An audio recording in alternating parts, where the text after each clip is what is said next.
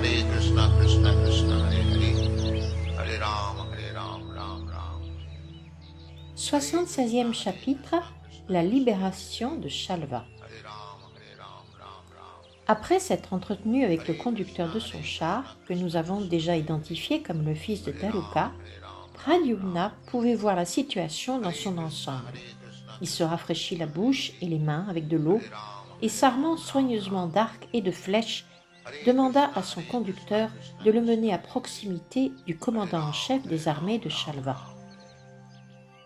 Pendant la courte absence de Pradyumna, Dyuman, son adversaire, n'avait cessé de renverser les Yadus en diverses positions. Mais, sitôt qu'il parut sur le champ de bataille, Pradyumna l'arrêta et le frappa de 8 flèches. 4 atteignirent mortellement ses 4 chevaux, une le conducteur de son char, une autre trancha son arc en 2, une autre réduisit son drapeau en pièces, et la dernière sépara sa tête de son corps. Sur les autres fronts, des héros tels Gada, Satyaki et Samba s'occupaient à anéantir les soldats de Shalva. Ceux qui accompagnaient Shalva à bord de l'aéronef furent également tués dans la bataille et tombèrent dans l'océan. Les 2 camps redoublèrent d'ardeur au combat. La lutte rageait, terrible. Elle se poursuivit pendant 27 jours et sans interruption. Alors que cette bataille se déroulait dans la ville de Dwarka, Krishna se trouvait à Indraprastha en compagnie des Pandavas et du roi Yudhishthir. Elle prit place après le Rajasuya Yagya et la mise à mort de Shishupal. Or, dès que Krishna comprit qu'un grand péril menaçait la cité de Dwarka, il demanda la permission de partir pour sa capitale aux membres aînés de la famille Pandava et notamment à sa tante Kunti Devi. Shri Krishna se mit à songer que les hommes de Shishupal avaient dû attaquer Dwarka au moment où lui et Balaram rentraient à Hastinapur après avoir tué l'Asura. Lorsqu'il atteignit Dwarka, Krishna s'aperçut que la ville tout entière se trouvait dangereusement menacée. Il plaça Balaramji dans une position stratégique pour qu'il protège la ville, et lui-même ordonna à Daruka, son conducteur de char, « Conduis-moi sans tarder auprès de Shalva. Tu dois savoir que ce Shalva est un individu fort puissant et mystérieux, mais n'aie aucune crainte de lui. » Daruka conduisit aussitôt et à vive allure le seigneur vers Shalva. Le char de Krishna porte un étendard à l'effigie de Garuda, et dès que les guerriers de la dynastie Yadu aperçurent ce pavillon, ils comprirent que le seigneur se trouvait sur le champ de bataille.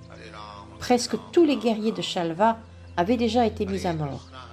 Shalva, cependant, lorsqu'il note la présence de Krishna, lance une arme formidable qui, tel un énorme météore, déchire le ciel dans un fracas assourdissant.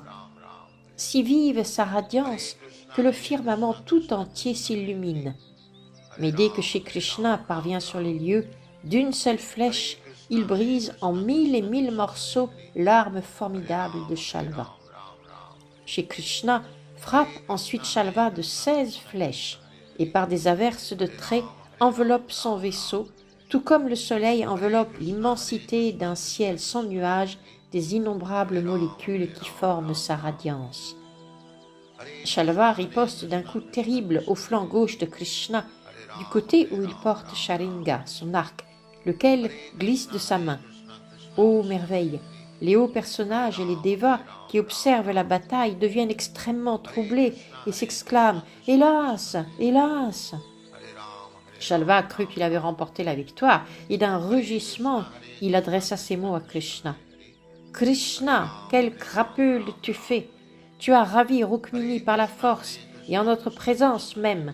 Tu as humilié mon ami Shishupal et épousé toi-même Rukmini.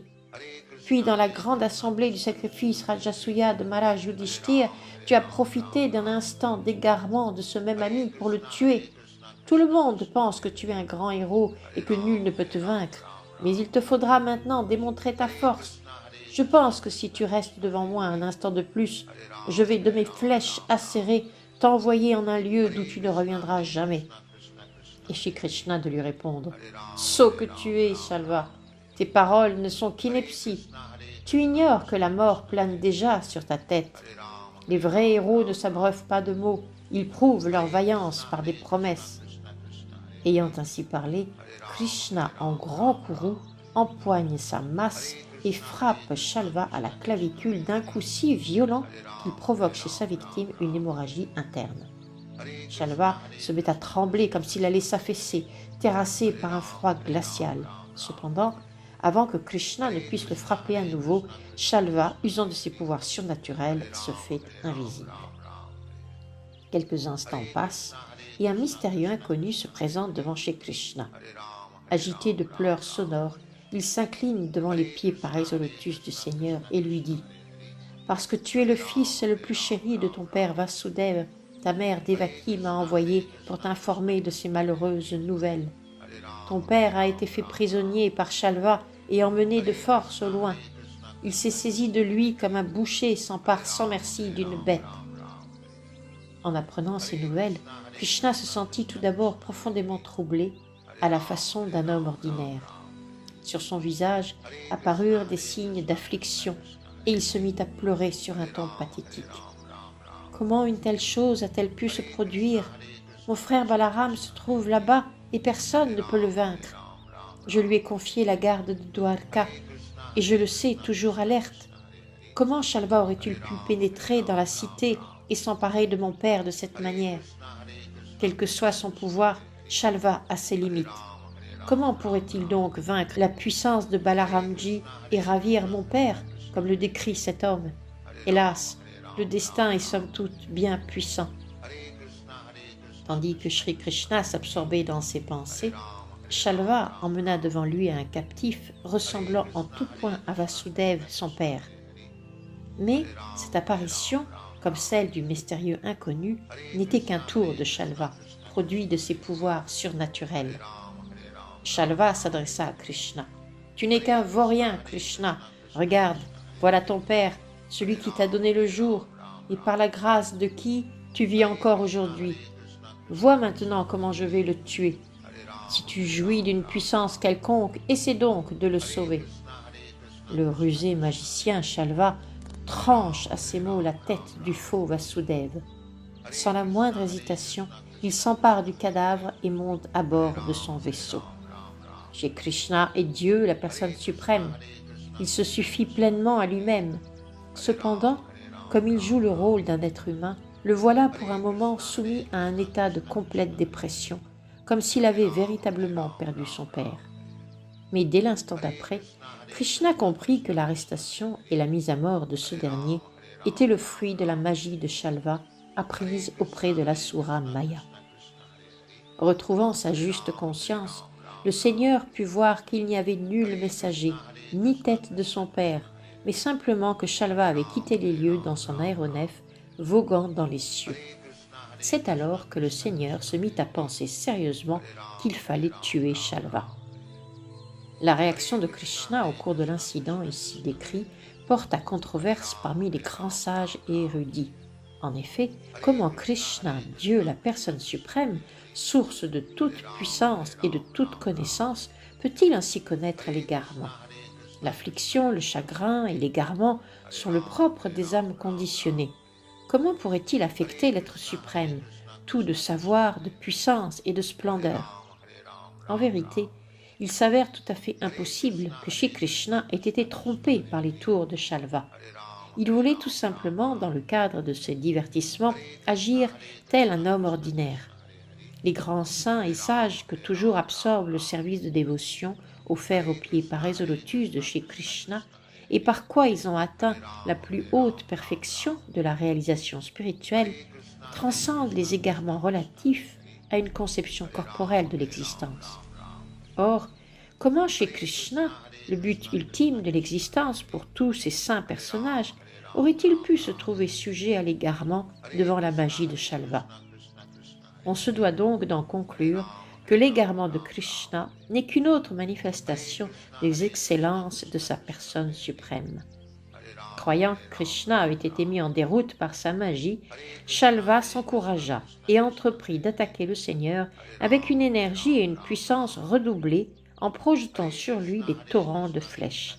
Mais l'enthousiasme de Shalva peut être comparé à l'empressement d'insectes se ruant vers le feu. En retour, Shri Krishna crible Shalva de ses traits, lancé avec une force incommensurable, et le blesse.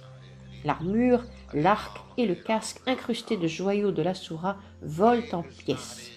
Puis, d'un coup écrasant de sa masse, Krishna fait éclater en 1000 morceaux le merveilleux vaisseau de Shalva qui sombre aussitôt dans l'océan. Mais Shalva, fort prudent, au lieu de s'écraser avec son aéronef, se débrouille pour sauter sur la terre ferme. Et à nouveau, il se rue vers Krishna, sa masse à la main. Le Seigneur tranche d'un coup cette main qui tombe au sol avec la masse qu'elle tenait. Décidé d'en finir une fois pour toutes avec Shalva, Krishna se saisit de son disque merveilleux, brillant comme le soleil, irradiant au moment de la dissolution de la création matérielle. Debout là, son disque à la main, Krishna apparaît tel le soleil rougeoyant se levant au-dessus d'une montagne. Il lui tranche la tête, laquelle roule au sol avec ses pendants d'oreilles. Shalva meurt de la même manière que jadis Vritasura aux mains d'Indra, le roi des planètes édéniques. Shalva mort, ses guerriers et sa suite se mirent à crier « Hélas, hélas !»